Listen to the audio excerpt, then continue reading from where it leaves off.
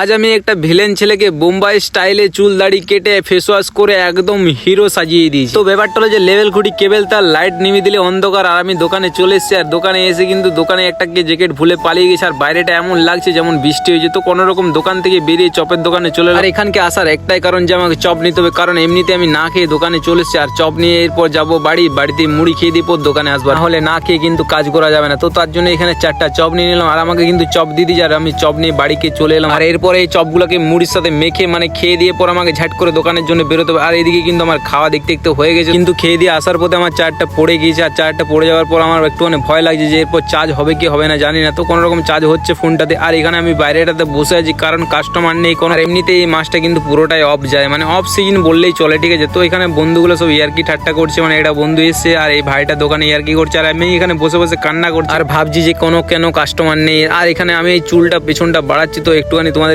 দেখিয়ে দিলাম। আর এখানে একটা তারপর অনেকক্ষণ পর একটা বন্ধু এসছে চুল কাটার জন্য। আর এই বন্ধুরা কিন্তু আমাকে হিরো সাজাতে হবে, তার কারণ এই বন্ধুরা নিজেই বলেছে যে তোর মতো কেটে দে। তো এখানে আমি চিরুনি আর মেশিন নিয়ে নিয়েছি, আর আমি অর্ধেকটা কেটে দিয়েছি। আর মেশিনটাতে চুলটা কিভাবে কাটছি তোমাদেরকে দেখাতে পাবো না, কিন্তু ফিনিশিংটা তোমাদেরকে লাস্টে দেখাবো যে কি রকম ভাবে কেটেছি। আর চুলটা কাটার সময় ভিডিওটা কেন দেখাতে পাবো না, তার ব্যাপারটা হলো যে আমি কিন্তু একা ভিডিও করছি। আর এখানে কিন্তু একটা ভাইকে পেয়েছি বলে ভাইটা ফোনটা ধরে দিয়েছে, ঠিক আছে। তো চুলটা কাটা গেছে, এখানে আমি দাড়িটা সেভ করছি। দাড়িটা সেভ করার পর দেখতে কিন্তু খুব ভালো লাগছে। তো এরপরে একটুখানি আমাকে লোগড়ালোড়ি করতে হবে, লোগড়ালোড়ি করে পর পুরো ফিনিশিংটা তোমাদেরকে দেখাবো, ঠিক আছে। কারণ মুখটাতে প্রচন্ড পরিমাণে নোংরা আছে, এই জন্য ফেস ওয়াশ করাটা বিশেষ করে বেশি জরুরি। কারণ ফেস ওয়াশটা করলে আর কি স্কিনটা দেখতে ভালো লাগবে, আর ময়লাটা বেরিয়ে যাবে, আর দাড়ি শেপটাও খুব সুন্দর লাগবে, ঠিক আছে। আর চুলটা তো ওয়াও একদম এক কথায় দারুণ লাগবে। আর আমি কিন্তু এখানে ফেস ওয়াশ করার সময় প্রচন্ড পরিমাণে ইয়ার্কি ঠাট্টা করেছিলাম বন্ধুদের সাথে, কিন্তু বন্ধুটাকে আমি বলবো যে খারাপ ভাবিস না ভাই, একটুখানি ভিডিও করার জন্য ইয়ার্কি ঠাট্টা করেছিলাম, তো কিছু মাইন্ড করিস না, ঠিক আছে। আর আমি কিন্তু যখন ওর মুখে জল দিচ্ছিলাম তো মুখটা কেমন কিরকম করছিল দেখতে পাচ্ছ গাইস, তোমরা বুঝতেই পারছো। তো তারপরে একটুখানি হিটটা দিয়ে দিব চুলটাতে, কারণ ফেস ওয়াশ করে চুলটা পুরো একদম ভিজে গিয়েছে আর নেমে যাচ্ছে চুলটা, তার জন্য বাতাসটা মেরে দিচ্ছে। আর বাতাসটা মারলে আর কি দেখতে ভালো লাগবে। আর যদি ওইভাবে ও চুলটা রাখে তাহলে এক কথায় দারুণ লাগবে। আর কারণ তোমরা ভিডিওতে দেখতে পাচ্ছ যে কত সুন্দর চুলটা সেট হয়ে বসে আছে বাতাস দেওয়ার পর। আর এইভাবে কিন্তু চুলটা থেকে যাবে যদি না চুলটাতে বেশি অতিরিক্ত শ্যাম্পু, কারণ এমনিতেই চুলটা পাতলা, আর যদি শ্যাম্পু করে তাহলে আরো প্রচন্ড পরিমাণে পাতলা হয়ে যাবে, তখন আর দাঁড়াবে না, ঠিক আছে। তো চুলটা আমি কেটে দিয়েছি, আর চুলটাতে